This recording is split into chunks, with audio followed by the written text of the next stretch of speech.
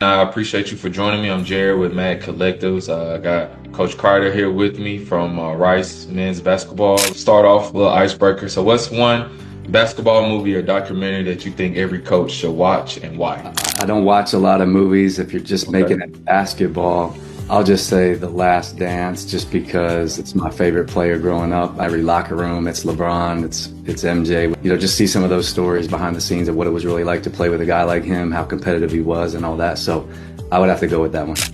Yeah, no, he was pretty intense. I saw that you majored in Spanish and you have a very big impact on like the Spanish broadcasting there. I see the importance of having, multilingual opportunities for, athletes and families and parents. So kind of give me a little background about that. I had met a couple people at Rice, helped us put together basically the first Spanish-speaking broadcast of a live game, which was pretty cool.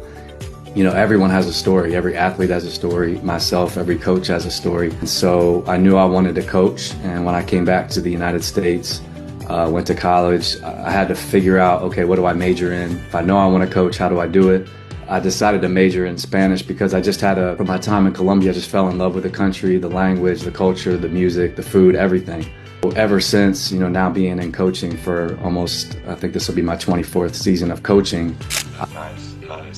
You coached at multiple levels and institutions. So what's been your through line, your personal North Star as you built your career?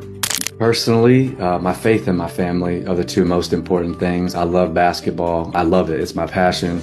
So I've seen a lot of levels. And so you're just always trying to use the game that we love to help these guys be the best versions of themselves. They have different goals. Just having played myself and now being 45 years old, I look back at what I wish I would have known or wish I would have done, and you try to impart that wisdom on a daily basis through the game of basketball.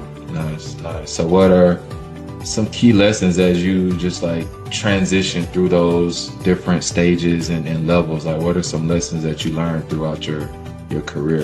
You want to be organized in this profession. You got to be organized when it comes to all the hats you have to wear, whether it's recruiting, scheduling, academic monitoring, on the court player development, scouting, you name it. There's a lot of things you have to do. So if you can't manage your time, obviously that's a problem, because what I have noticed, the older I get or the more I stay in this, with social media and technology the way it is, you can really do this thing 24 hours a day. That's good feedback.